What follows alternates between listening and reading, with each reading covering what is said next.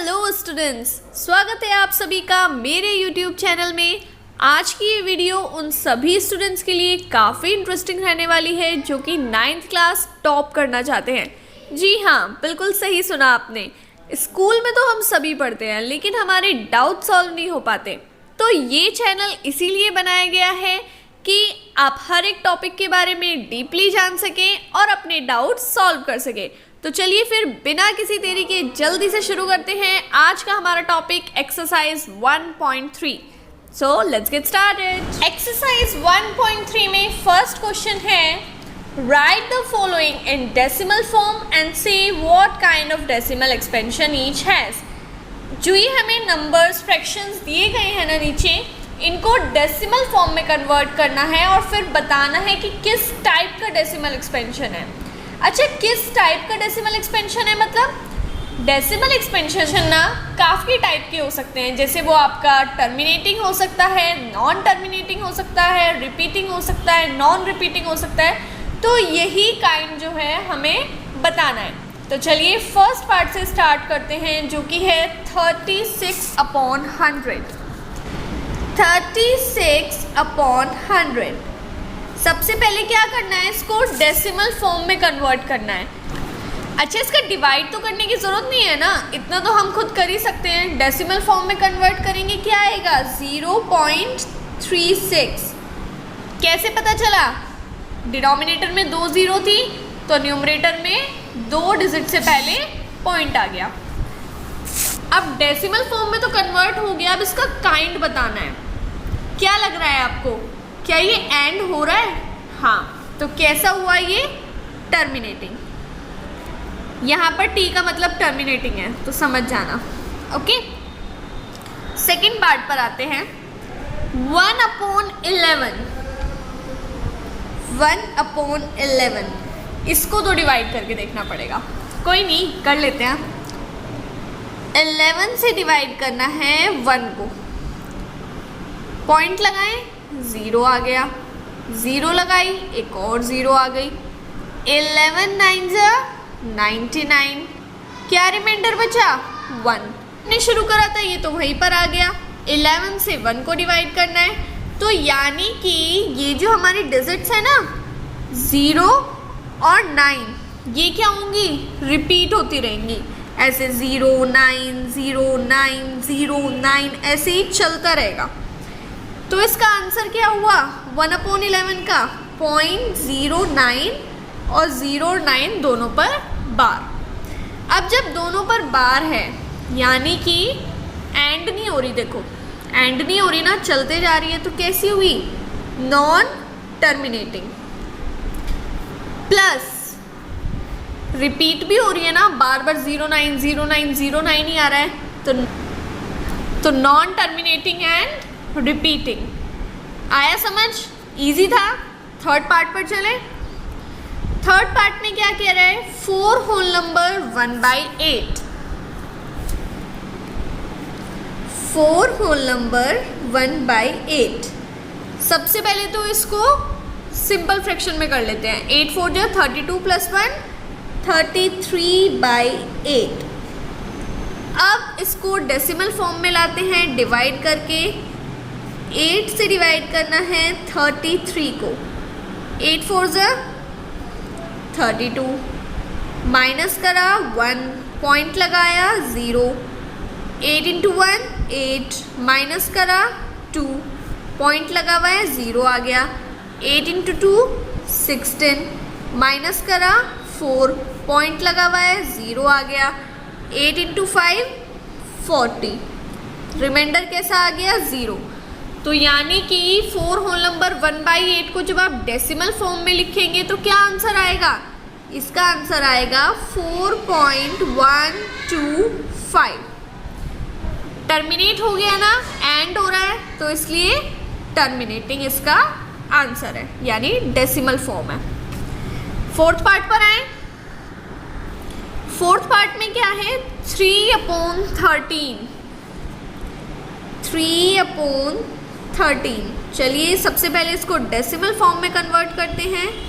13 से डिवाइड करना है 3 को, पॉइंट लगाया 0 आ गया। 13 2 जा 26, माइनस करा 4, पॉइंट लगा हुआ था 0 आ गया। 13 इंटू 3 39, माइनस करा 1, पॉइंट लगा हुआ था 0 आ गया। एक और 0 लगाई, फिर से 0 आ गया। 13 इंटू 7 91, माइनस करा 9, पॉइंट लगा हुआ था 0 आ गया। 13 इंटू 6 78, माइनस करा 12, पॉइंट लगा हुआ था 0 आ गया। 120 यहाँ पे लिख लें। 13 इंटू 9 117, माइनस करा 3। अब आप देख सकते हैं जहाँ से हमने शुरू करा था 3 से शुरू करा था ना, वापस से 3 आ गया, यानी कि ये जितना भी हमारा प्रोसेस है ना ये फिर से रिपीट होगा। प्रोसेस रिपीट होने का मतलब क्या है, ये जो क्वेश्चन में हमारी जितनी भी डिजिट्स आई थी ये भी फिर से रिपीट होंगी।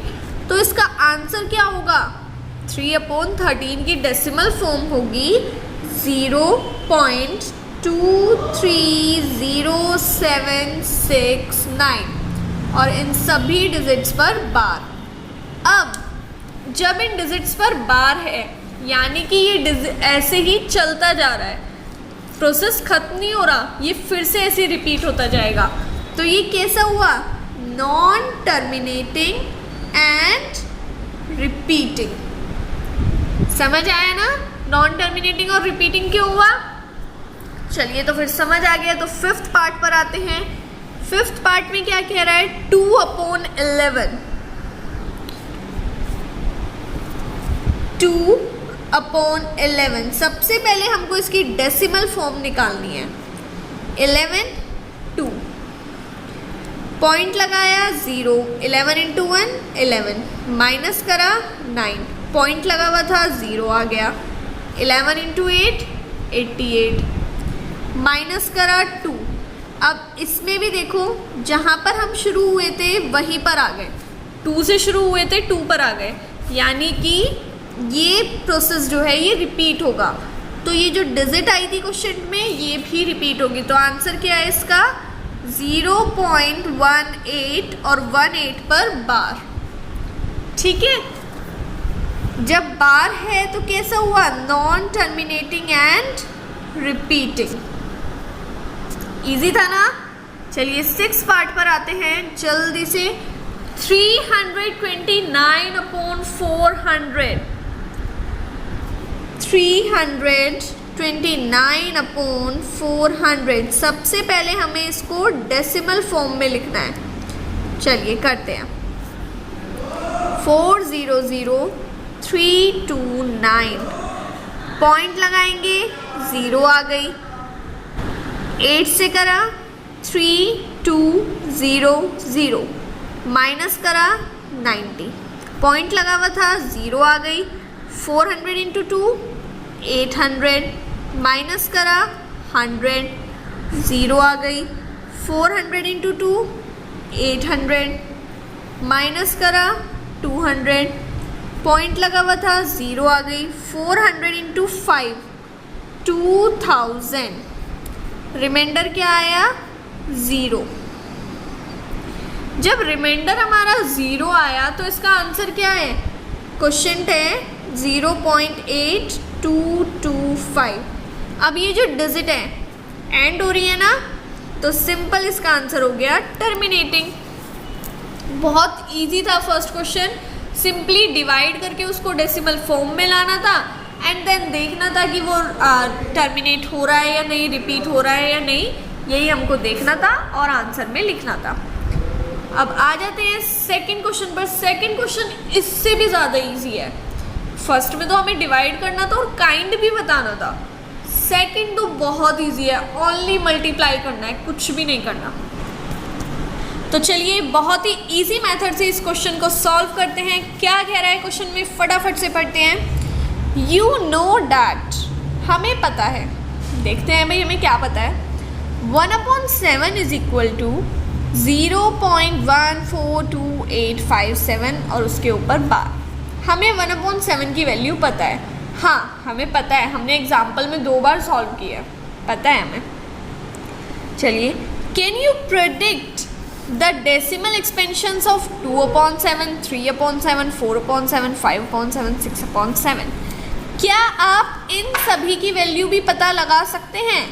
हाँ, क्यों नहीं, जब हमने 1/7 की पता लगाई थी तो हम इनकी भी लगा सकते हैं, इसमें कौन सी बड़ी बात है। लेकिन उसने क्या बोला है, बिना लॉन्ग डिवीजन लगाए डेसिमल एक्सपेंशन में लाना है। If so how? अगर ऐसे हो सकता है तो कैसे? चलिए करके दिखाते हैं, क्यों नहीं कर सकते, बहुत इजी है। अगर आपने मेरे एग्जाम्पल्स वाली वीडियो ध्यान से देखी हो तो हमने 1/7 के बाद 2/7 की वैल्यू निकाली थी। कैसे निकाली थी? सिंपली 2 से मल्टीप्लाई कर दी थी। तो यही हम इस क्वेश्चन में करने वाले हैं। सिंपली 2, 3, 4, 5, 6 इनसे मल्टीप्लाई कर देंगे और हमारा आंसर आ जाएगा। तो चलिए करते हैं। 1/7 की वैल्यू क्या दी थी हमें? 0.142857। इसके ऊपर बार। किस किस की वैल्यू निकालनी है? 2/7, 3/7, 4/7,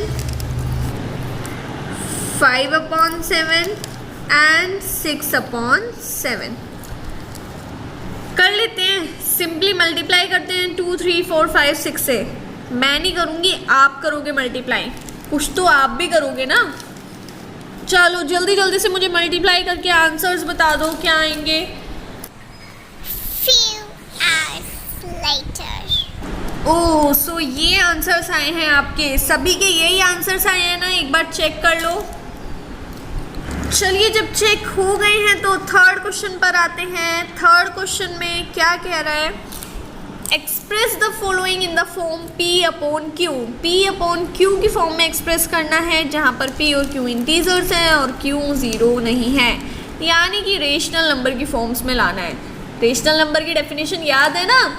हाँ, तो फर्स्ट पार्ट है 0.6 पर बार। करते हैं, सेम ऐसा ही क्वेश्चन हमने एग्जाम्पल में करा था, याद है? क्या करा था हमने? उसमें लेट कर लिया गया था कि जो हमें नंबर दिया गया है इसको हम x मान लेते हैं। देन कैसे लिखेंगे इसको? बार को एक्सपेंड कर दिया, 6, 6, 6, 6 एंड सो ऑन। अब एक डिजिट पर बार था तो किसकी मल्टीप्लाई की थी? 10 की। इधर मल्टीप्लाई करी तो 6.6666 एंड सो ऑन। ये फर्स्ट इक्वेशन थी, ये सेकेंड इक्वेशन थी। सेकेंड में से हमने फर्स्ट को माइनस कर दिया था, क्या आएगा? 10x minus x 9x। इसमें से इसको माइनस करेंगे तो 6, डिवाइड कर देंगे, क्या आएगा? 2/3। आ गया ना हमारा रेशनल नंबर की फॉर्म में आंसर। यही हमें करना था। तो चलिए अब इसके सेकंड पार्ट पर आते हैं। बहुत ही इजी क्वेश्चन है आज के। चलिए क्या है सेकंड पार्ट? 0.47 के ऊपर बार। इस क्वेश्चन को ध्यान से देखना, केवल 7 के ऊपर बार है, 4 और 7 दोनों के ऊपर नहीं है, केवल 7 के ऊपर बार है। ठीक है, एक डिजिट के ऊपर बार है, तो कैसे लिखेंगे इसको? 4, 7, 7, 7, 7 एंड सो ऑन। 10 की मल्टीप्लाई कर ले, क्योंकि एक ही डिजिट के ऊपर बार था। 10x is equal to 4.7777 and so on. ये हो गई हमारी सेकेंड इक्वेशन। सेकेंड में से फर्स्ट माइनस कर देंगे, 10x minus x 9x, 4 minus 0 4 point. अगर आप इन दोनों को देखें, ये तो सब सेम है लेकिन फर्स्ट डिजिट अलग है, तो 7 माइनस 4 3।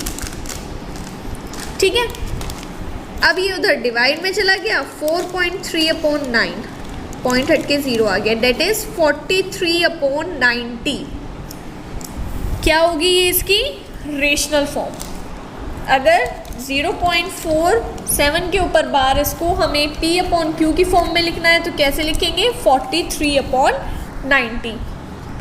चलिए पहुंचते हैं अपने लास्ट सेकंड क्वेश्चन पे, जो कि है 0.001 3 डिजिट के ऊपर बार है तो किसकी मल्टीप्लाई होगी? जल्दी जल्दी बताओ। 3 डिजिट के ऊपर बार है तो 1000 की मल्टीप्लाई होगी। Very good. क्या लिखेंगे इसको? 0.001 001 001 and so on. First equation मान ली, मल्टीप्लाई होगी 1000 की तो 1000x is equal to 001.001 and so on. ये हो गई सेकेंड इक्वेशन।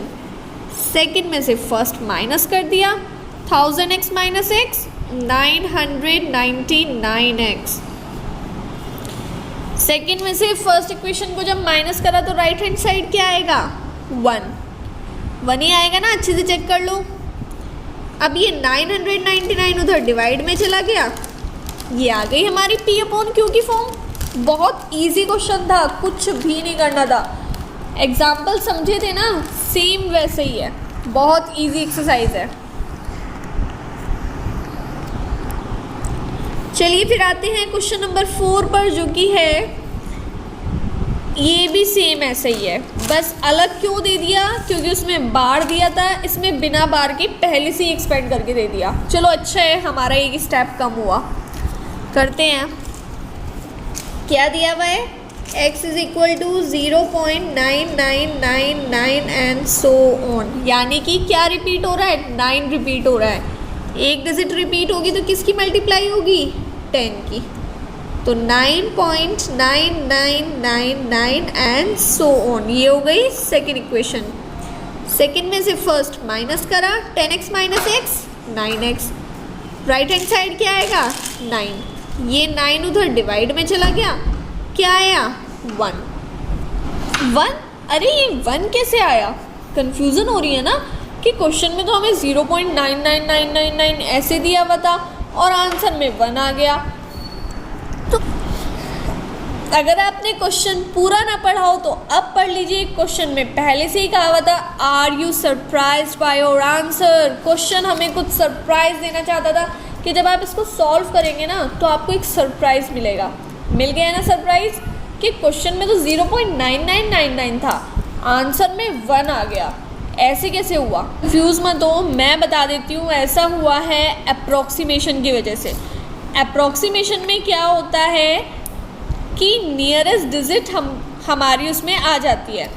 तो जो 0.99999999 है ना, ये 1 के बहुत ज़्यादा करीब है, तो इसलिए इसका आंसर हमारा 1 आया। तो ज़्यादा सरप्राइज होने की ज़रूरत नहीं है, बिल्कुल सही आंसर आया है। डोंट वरी, आंसर हमारा गलत नहीं है। चलिए बाकी के जो क्वेश्चंस हैं हमारे लास्ट 5 क्वेश्चंस, वो हम सेकंड पार्ट में सॉल्व करेंगे। वीडियो पसंद आए तो लाइक कर देना और अपने फ्रेंड्स से शेयर करना मत भूलना। Bye bye.